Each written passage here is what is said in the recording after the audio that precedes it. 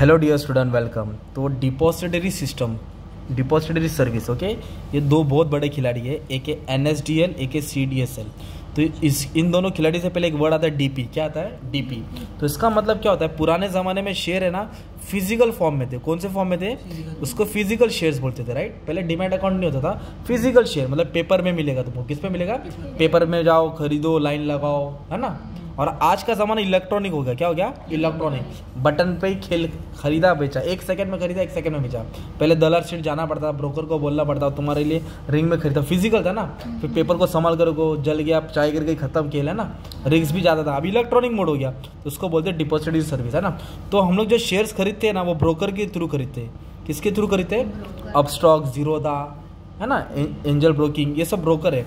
और हमारा शेयर्स कौन रिकॉर्ड करता है? डिपॉजिटरी सिस्टम, डिपॉजिटरी पार्टिसिपेंट सब रिकॉर्ड करता है। तो दो बड़े खिलाड़ी है, एक NSDL और एक CDSL। शेयर खरीदेंगे तो क्रेडिट होगा, बेचेंगे तो डेबिट होगा। तो ये दो बड़े खिलाड़ी है जो हमारे शेयर्स को रिकॉर्ड करते हैं ना। तो उनको जो भी चार्जेस देना पड़ता है, ज़्यादा चार्ज नहीं करता है। तो अभी अपन पहले एक टॉपिक पढ़ेंगे, तो जो रोल ऑफ डिपॉजिटरी, इससे क्या फ़ायदा होता है, राइट। तो डिपॉजिटरी क्या एक ऑर्गेनाइजेशन है या इंस्टीट्यूशन है दैट होल्ड सिक्योरिटीज़। क्या होल्ड करता है? Securities in electronic form.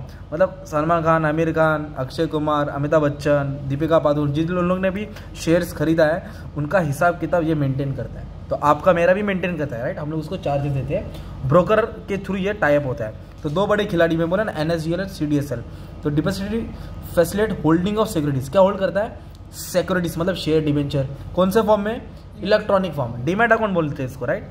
Help the security transaction to be process, ताकि जो भी एंट्री होती हुई है, एंट्री मेंटेन करता है, हिसाब किताब मेंटेन करता है, कितना शेयर खरीदा बेचा, राइट। तो देयर आर 2 डिपॉजिटरी। कितने डिपॉजिटरी है? 2।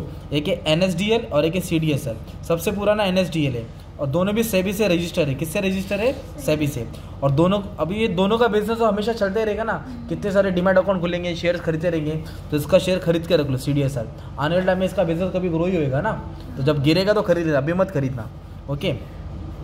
तो ये क्या काम करता है? तो डिपॉजिटरी सिस्टम के कारण क्या हो गया? बहुत काम आसान हो गया। पुराने ज़माने में शेयर को ट्रांसफ़र करने में टाइम लगता था। देखो, पुराने ज़माने की कहानी का दी है, transfer ownership securities is done through simple account transfer. तो एकदम पहले पूरा बहुत पेपर वर्क था। क्या था? तो क्या फ़ायदा हो गया इन्वेस्टर को? मालूम है क्या? Quick transfer of share. क्या फ़ायदा हो गया? क्योंकि अभी हम लोग तुरंत शेयर ट्रांसफ़र कर सकते, खरीद सकते हैं और बेच सकते हैं। पहले टाइम ज़्यादा लगता था, अब टाइम कम लगता है। पहले 2-3 महीना लगता था, अभी आज बेचा कल तक पैसा आ जाएगा ना। लेस पेपर वर्क, अभी इलेक्ट्रॉनिक फॉर्म हो गया। तो पेपर वर्क भी क्या हो गया? कुछ हद तक कम हो गया, कुछ नहीं, बहुत कम हो गया। सब इलेक्ट्रॉनिक सिस्टम है। और सर्टिफिकेट भी इलेक्ट्रॉनिक हो गया ना, तुमको लेने की भी जरूरत नहीं, ऑनलाइन तुमको मिल जाएगा, राइट। तो ये फ़ायदा हो गया, ओके। और फिजिकल को करने के लिए बहुत टाइम जाता था, रिक्वेस्ट जाओ, इधर जाओ, उधर जाओ। और इधर रिस्क भी कम है। Under depository system there are no risk. The risk of bad dealer is loss, theft, paper गुम हो जाने का चांस था ना पहले, अब ये सब क्या हो गया? कम हो गया। और पहले खर्चा भी ज़्यादा लगता था, स्टैम्प ड्यूटी देना पड़ता था। क्या देना पड़ता था? चार्जेस लगता था, एक्स्ट्रा टैक्स पे टैक्स लगता था। अब वो भी क्या हो गया? कुछ हद तक क्या हो गया? कम हो गया। इलेक्ट्रॉनिक मोड में ये सब चार्जेस कम हो गया, राइट, जो फिजिकल ट्रांसफर में लगता था।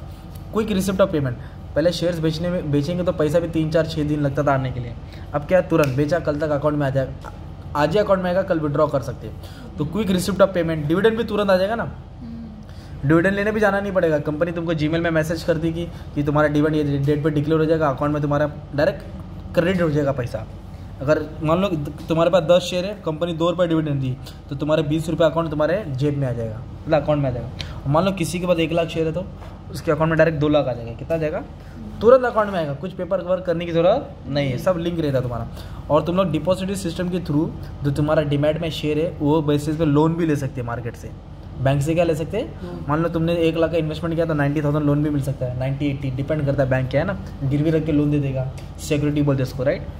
और कंप्लीट रिकॉर्ड रहता है। क्या है? कोई रजिस्टर नहीं बना है कि पानी में गिल्ला हो गया, आग लग गया तो नुकसान हो गया, डेटा चलेगा। सब इलेक्ट्रॉनिक फॉर्म है, डेटा कंप्लीटली क्या रहेगा? रिकॉर्ड रहेगा। क्या रहेगा? तो ये हो गया तुम्हारा डिपॉजिटरी सिस्टम का फ़ायदा, राइट। इससे कंपनी को फ़ायदा क्या रहता है? कौन से शेयर होल्डर से वो मालूम पड़ेगा, और कंपनी का कंप्लेंट भी कम हो गया ना। पहले फिजिकल में बहुत कंप्लेंट आते थे, कंपनी सॉर्ट आउट नहीं कर पाती थी। ऑनलाइन में थोड़ा बहुत कंप्लेंट भी कम हो गए। करस्पॉन्डेंस मतलब paper work, quick paper work होने लगा ऑनलाइन के थ्रू, और कंपनी का खर्चा भी कम हो गया। इस तरह कंपनी के पास बहुत सारे पैसे जमा हो रहे हैं, क्योंकि बहुत सारे लोग डीमैट अकाउंट खोल रहे हैं, IPO खरीद रहे हैं, तो कंपनी का अच्छा खासा पैसा जमा हो रहा है। तो ये फ़ायदा है। किसका फ़ायदा है? डिपॉजिटरी सिस्टम का।